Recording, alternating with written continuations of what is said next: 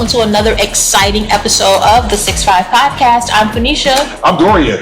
And we're here today with the lovely Sanjana Palla. Sanjana, that's such a pretty name. Thank you. Welcome. It's like art. Oh, thank you. Yeah. It means creator in Sanskrit. Is that right? Oh, see, now it's even more beautiful. That is fantastic. Thank you. Well, we're so happy that you're here today, that you took time out of your schedule to be with us. Thank you for having me. And you are one of our new members here at the Union League Club of Chicago.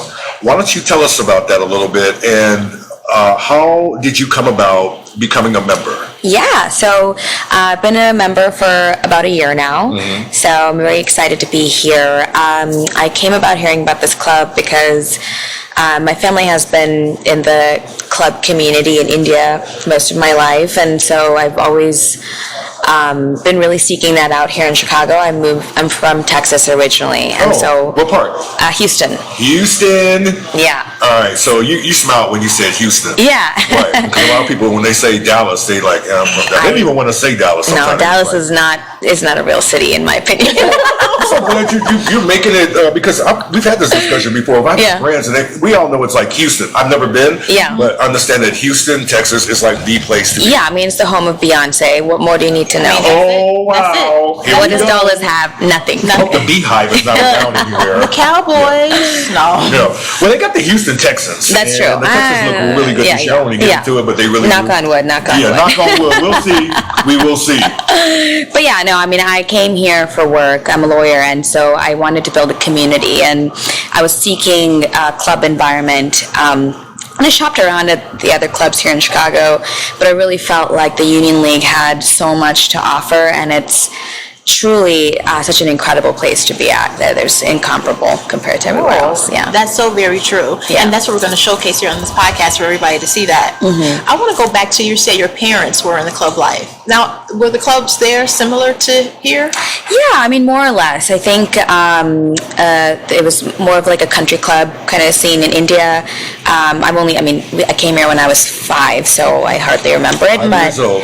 But definitely somewhere where, you go after work, you kind of spend the day there, the staff is like family, and it just like a home away from home.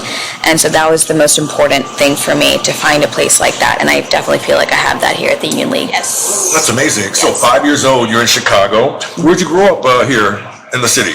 Oh, no, I grew up in Houston, Texas. Oh, so I'm from India. I was born in India, and then I came to Houston, and then I came to Chicago 2 years ago. So, okay, all right. So do you have any, what about your siblings? Do you have any? I'm an only child. Whoa, yeah. Really? What's that like, Sanjana? It was really easy to emotionally blackmail my parents to get what I want. I'm joking.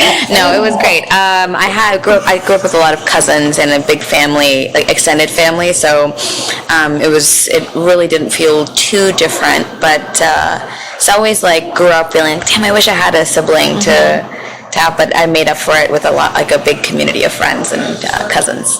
No, that's you gotta have, sometimes just the cousins alone, Yeah. They become your siblings. Oh, yeah, for sure. Yeah. So the first time I saw you was at a lawyers group event. How's that been going for you? It's been good. Unfortunately, I haven't been able to go to as many lawyers group events lately just because of my work schedule, but I really just, that's another reason why I joined the club, is because as a young lawyer, it's important to build that network and that connection amongst the legal community in Chicago. There's such prominent members of our legal community who are members at the club, and I think that anyone who's a young professional in the city would really benefit from just seeking advice, or just, like rubbing shoulders with some of these incredible older members in our club. What type of law do you practice? I'm a data privacy and AI lawyer. Ooh, what is that? Numbers. So I feel like now I can say AI, even though it feels like I'm selling like snake oil, but data privacy. There was a time when you said that. Yeah, but my title is Senior Privacy Counsel at TransUnion. And so I'm an in-house lawyer, and basically my job is to make sure that American consumer data is protected as we build products and sell them to different agencies and companies like Netflix and Amazon, that sort of thing. And so that, and then doing AI advisory as our data scientists build AI models So yeah, it's exciting. I really love what I do, and it feels like the law is developing as I'm practicing. So it feels like the Wild West of the Cutting legal edge, world. right? Yeah. Pioneering.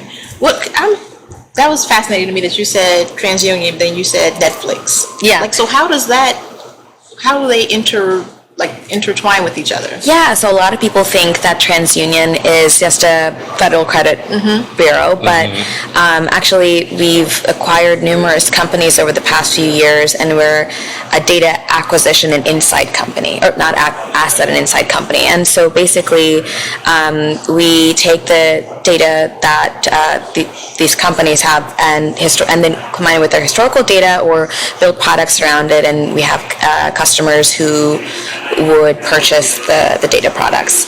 Oh. And so that would be like, the big names and whatever, not just Netflix, but any kind of company that would like different forms of data. Oh, interesting. Yeah. Nice. Just an interesting job.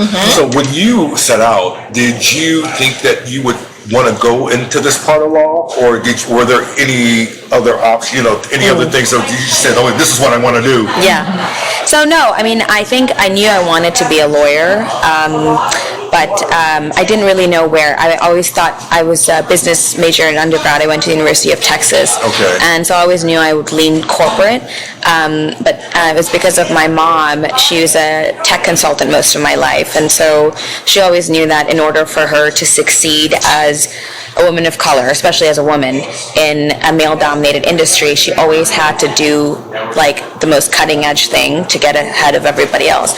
And so for her, in her mind, that was data privacy.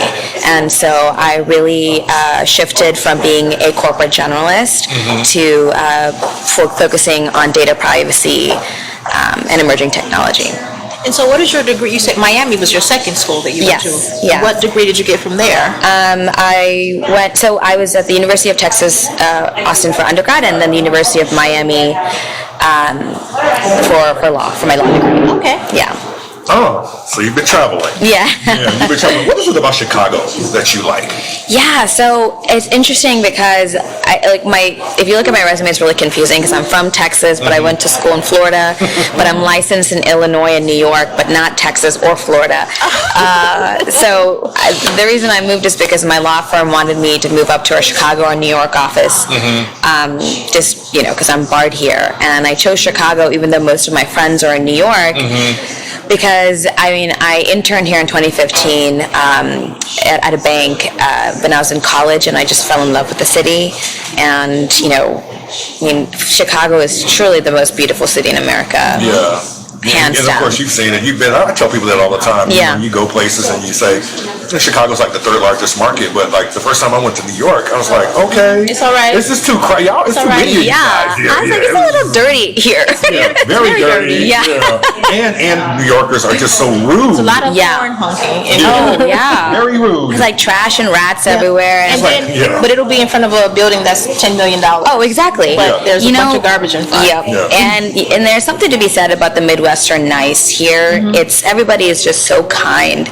And coming from Miami, which is also, I think Newsweek rated as the meanest city in America. And so I was just like, being here in Chicago, it felt like Midwest culture is so similar to Southern culture, and it just felt like home, but cleaner. And you actually have seasons up here. We do. They're real quick though. Yeah. The seasons are quick, because I was just saying to someone the other day, where did the summer go? It's almost like crazy. Oh, it's not over yet. Yeah, but we're halfway through. Yeah. I'm a fall girl, so I'm excited for that. Yeah. When you're not practicing law and doing all those great things, what do you like doing as far as hobbies? Hobbies. Yeah. What are your hobbies? It's interesting because I think once I left college, my entire personality became that I'm a lawyer or just studying to become a lawyer, that I kind of put all my hobbies on the back burner. But I used to be a dancer in college. Really? Yeah. Did you want to Show us some more. Yeah. Oh, no. We got some time. Oh, no. Move this table here? No. No, I used to be a dancer in college in a competitive dance team. And then I used to sing, so classically trained a little bit. Oh, really? Can you give us a little something? You want to give us just a little bit? This is like make a No. She was like, no, you guys are going too far right now. No. If you guys catch me at a member happy hour, Okay. a couple drinks in, maybe I'll give you. We may have to get up because sometimes you're at those all the time. I'm at those, But yeah, I mean, I also really like to paint. That was kind of my, but more than that, like now I'm in a more relaxed working environment as in-house counsel. But when I was on the firm side, I was working like 13, 14 hours a day on weekends and stuff, and my reprieve was running along the Chicago River. So that's something that I really value. It's not really a hobby, but just something that I enjoy. If you have an opportunity to get on the river, that is amazing. Especially the way the river walk looks now. It's so nice. We know how it used to look. Yeah, we know how it used to. I mean, people were afraid to go over there. Yeah, You didn't want to go over there. Now it's like booming. It's beautiful. Like really booming. It's beautiful. You got to take advantage of it. Oh yeah, and I live at the corner where the river meets the lake, so I have the both sides, and it's just I feel like I live in paradise. I love it. So the club, I take it, has been exactly what you thought it would be. Absolutely, and more. So I'm sorry, Doreen. No, go ahead. If someone came to you and said, you know what, start a group here at the club, would you have something in mind, or do you think we have covered all the bases? Ooh, that's really hard.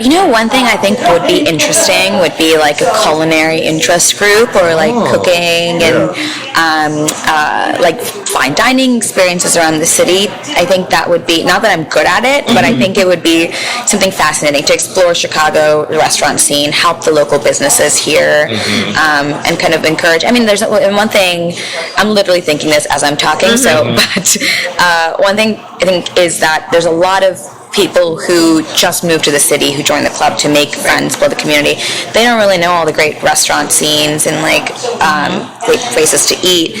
And I think having like a recurring meeting where people kind of share their experiences, go to these restaurants together, would really help bring people in, and also help businesses, like local businesses. So She's absolutely correct, because Chicago was like the place for all new chefs and new restaurants, because every time you look around, there's a new restaurant popping up. And we've got some great restaurants in here, depending on what type of food you like, what type of cuisine, but it's always Everything is covered. new. Everything. It's always something new and something good to eat. Some of the top chefs, and I tell people all the time in Chicago, you tell me what you want. If you want steak, we can go there. If you want, if you're vegetarian, doesn't matter. And it might be, and they're all walkable. Yeah. You can walk here, then walk there. And, and that's the thing. It's like when I first moved here, and I'm from Houston, and in my opinion, the greatest food scene in the country, just because it's so. That's very good. Even now, can you compare that, like even with Chicago, since you've been here? Would you say, like, who would you? Let's talk about it. Yeah. Houston or Chicago? So I still think still think Houston is like the most diverse, and like, for example, in the suburbs, you would be able to see in like one square, you'd see like a Cambodian restaurant, a Nigerian restaurant, and like an Indian restaurant or something, and it's in the suburbs. Like, you don't have to go far for very unique, interesting cuisines. And then when I moved to Chicago, probably because of my own laziness or just lack of awareness, I was like, oh man, I'm just starving here. I'll just, No, you can't starve here. There's too much to eat.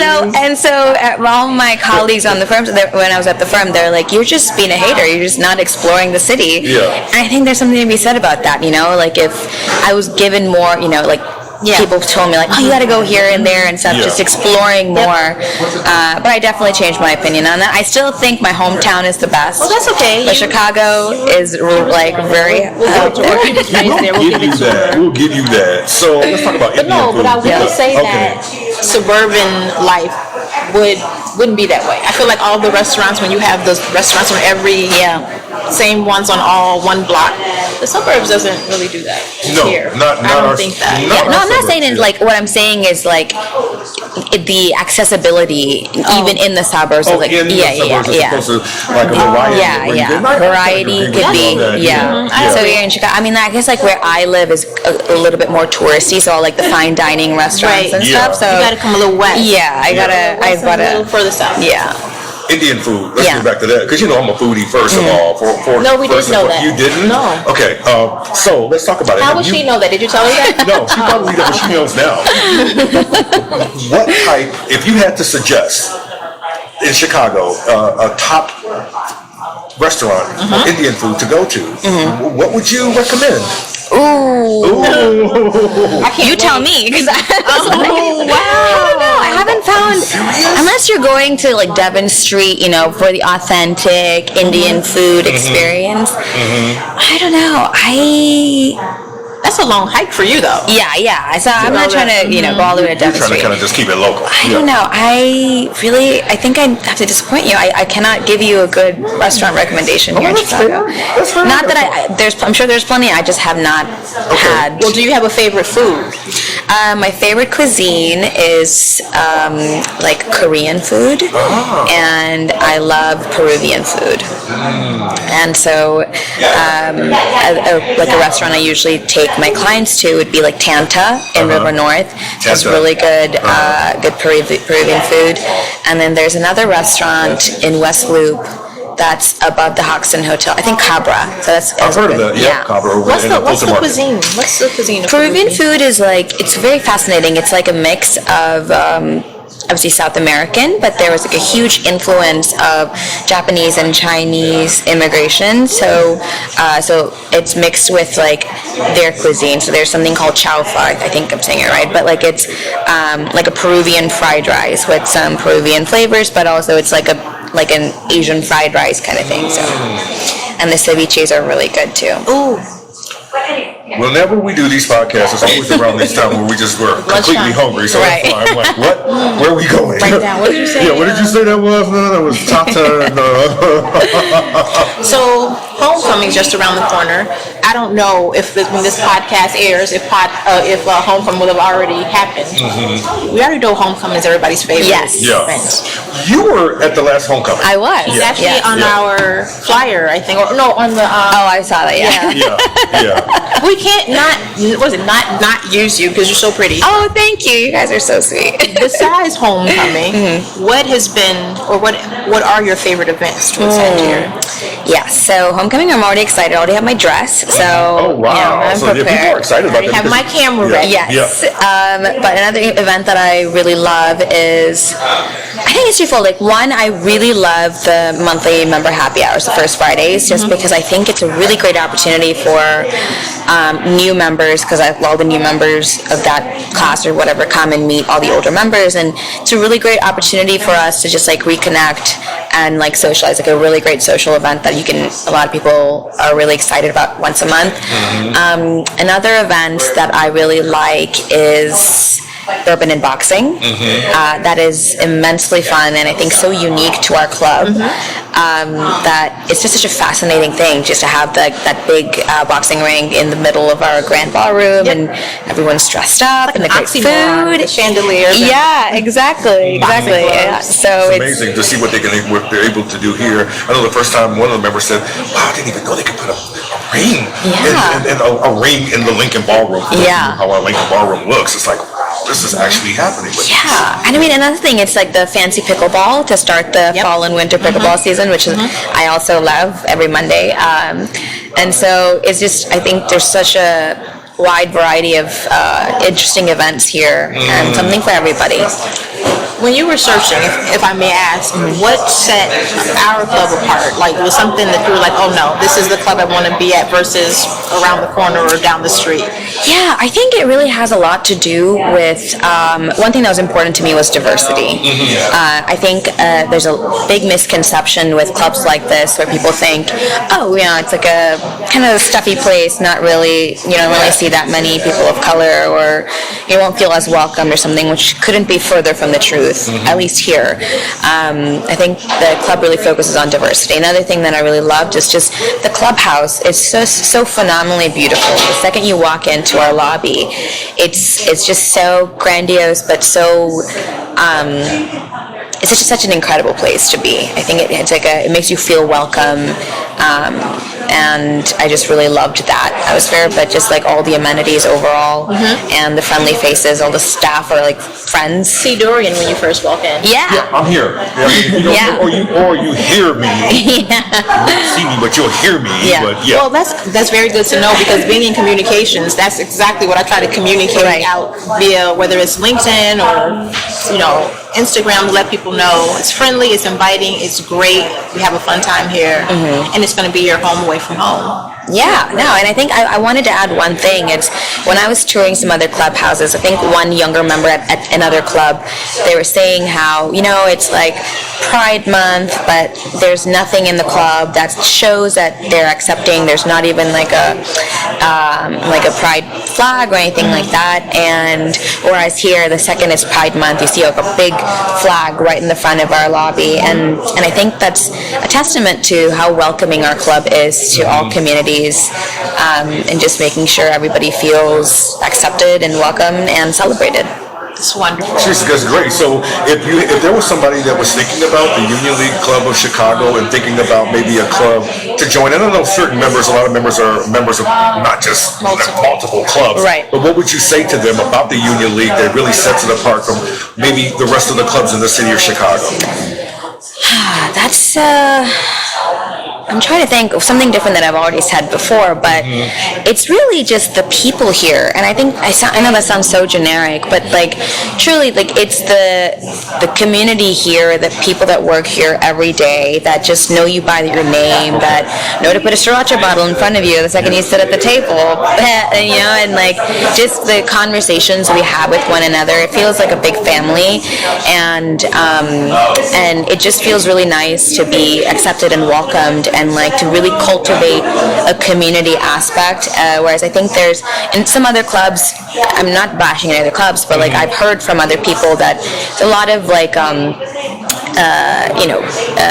keeping people away or just not letting people feel welcome, and I've never experienced or seen any semblance of that here. Nice. Thank you. Nice. You do a good job here. Oh my God. Oh yes. Yeah. Yes. So I know you say you don't have any free time, but there has to be some binging in your future. Are you binge watching anything? Ooh. Or is it something that you want to binge watch when you get the time? I binge watch the show called Madam Secretary. Madam Secretary. Yeah. On HBO Max. It's on Netflix now. I'm a huge politics and legal show junkie. Since I was like 12, I wanted to be a United States Senator. Is that right? Well, you know what? You still can. You should be at the DNC. Yeah. I know, I should. Where are your credentials? Yeah. No, but I love that show. I love The Good Wife, which takes place in Chicago. It's a really good show, and I started watching the show called The Discovery of Witches. So not really like, it's like I watch like weird shows, not something like House of the Dragon or something like that, which I should probably get into. Yeah, it's people say, well, so dark. I wasn't into. What was the other one? It was House of the Dragon, but was it Game of Thrones? Yeah, well, I was not emotional. I'm too delicate, emotionally fragile to watch Game of Thrones. Yeah, it was a lot of. I heard a lot of violence and gore and everything. And people were like, I'm like, okay, you gotta be really ready for that one. Yeah. You gotta be in the mood for that type of stuff, because like sometimes I'm not ready for like just the instant kills. I'm like, okay, and I'm like, okay, forget it. I'm turning on like Family Guy now. Yeah, because I want to I'm trying to take a break and watch something funny, not be emotionally traumatized by Khal Drogo dying. Yeah. Well, you mentioned it. I know, right? That's funny. You mentioned a little bit about politics. So how do you feel, and I know this is crazy because I feel like we can throw this in there. The vice president, a woman of color who has an opportunity to make history, and she's in Chicago. What are your thoughts? I truly, this is going to sound so dramatic, but like when, and Kamala is my grandmother's name, so it's even more, And I'm so glad. Isn't that part of her history? She's Indian. Yes, she's Indian. And so and so she's South Indian like me, Kamala Harris, or her mother's side, and so it adds like a special significance to me. And for somebody who's always been so politically active and has always dreamed of being in American politics, to see her as the vice president, it was just such an incredible moment. I had like tears in my eyes seeing that. So to go from that to her being the nominee for the Democratic Party, hopefully a win for her, and that would just be insane as a word, and incredible. Yeah, and it's just so electric to just be here in Chicago and experience all this, and like to see Tim Walz, who is America's dad, as a Midwestern king, to have them on the ticket. It's like I feel like the Democratic Party has been rejuvenated. Yes, as soon as they, no offense to Joe Biden, but Right. as soon as they switched and said she was going to be the one was going to be their nominee, I feel like the whole country was just like, Yeah. it's like, wow. Yeah. There's a lot of energy. Yes, It became almost kind of electric. feels like a little bit like a 2008. Oh, was gonna exactly. say, yeah. Exactly. Yeah. So it's an exciting time, Yeah. and I look well, we got forward to get her to. elected. And I tell Oh, people all the time, exactly. look, vote.